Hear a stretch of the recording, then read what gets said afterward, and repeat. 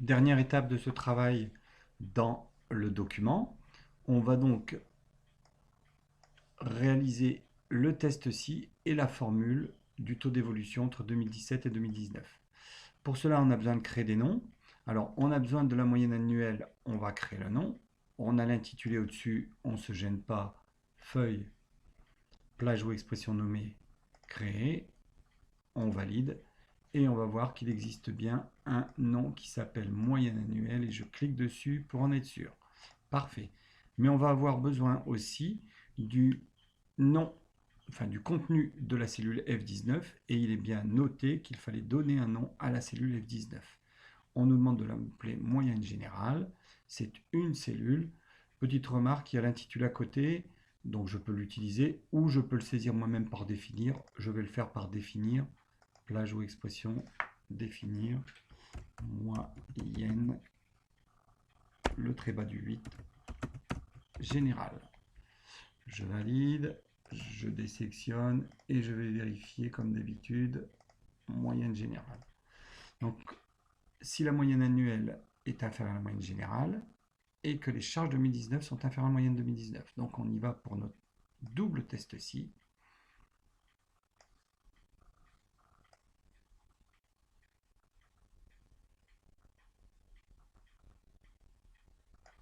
Allez, égale si j'ouvre la parenthèse ou je valide.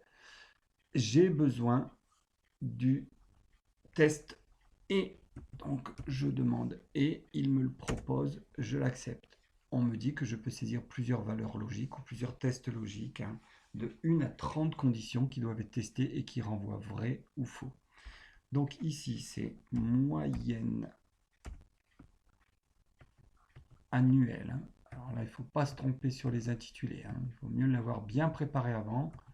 Donc c'est moyenne annuelle inférieure à moyenne générale. Le voilà. Premier test. Deuxième test. Point virgule. Année 2019.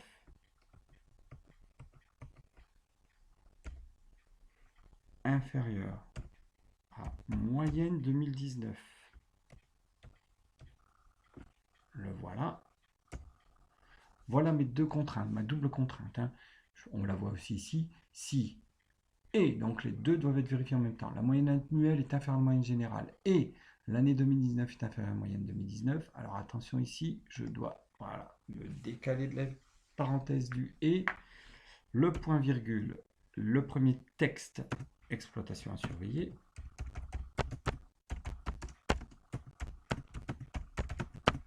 Je n'oublie pas de fermer mes guillemets.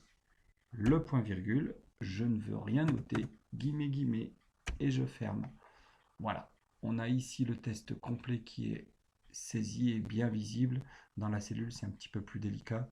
N'hésitez pas à faire un arrêt sur image, si nécessaire, pour le noter. Je valide. La cellule reste vierge, et bien c'est que les deux conditions ne sont pas respectées, même si la première l'est. On va vérifier ça ensuite.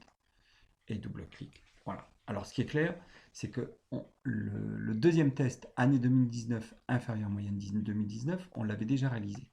Donc ici, pour que dans cette nouvelle colonne soit noté exploitation surveillée, celui-là, il doit être au moins vérifié, mais le deuxième doit l'être aussi. Et en effet, on constate que pour deux exploitations, il n'y a rien de noté. Alors c'est certainement que la moyenne annuelle, 253, elle n'est pas inférieure à la moyenne générale.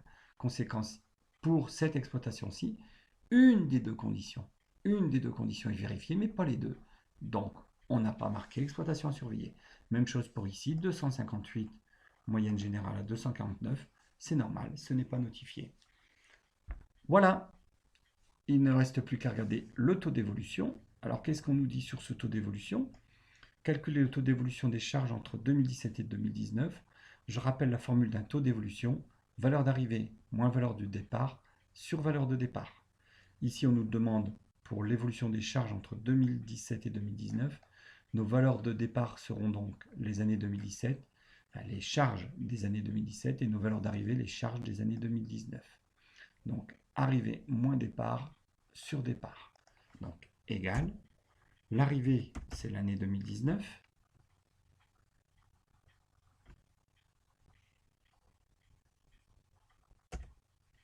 moins le départ, c'est l'année 2017,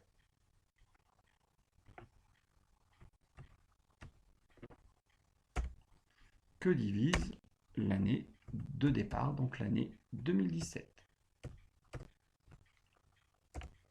Et je ne vais pas valider là, parce que si je valide, je vais arriver à un message d'erreur, et on va essayer de le comprendre. Attention, quand on écrit cette formule, on l'écrit de façon linéaire. Or, de façon linéaire, eh bien, il faut faire attention au respect de ce qu'on appelle les priorités opératoires. Or, ici, si je regarde bien, j'ai écrit égal année 2019 moins année 2017 sur année 2017.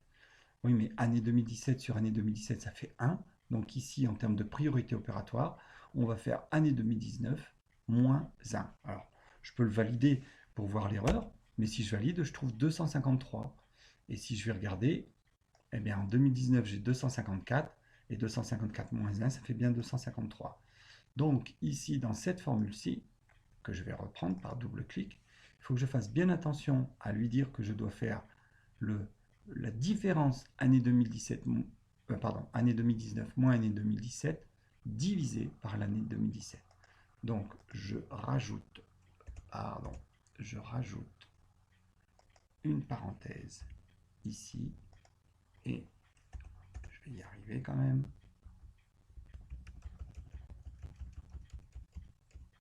Une parenthèse ici. Voilà. Et maintenant, je lui demande bien de faire le calcul année 2019 moins année 2017 et de le diviser par année 2017. Je valide. Double-clic parce qu'il y a quelque chose à gauche. Il y a une formule, hein. Même si on ne voit rien, il y a une formule.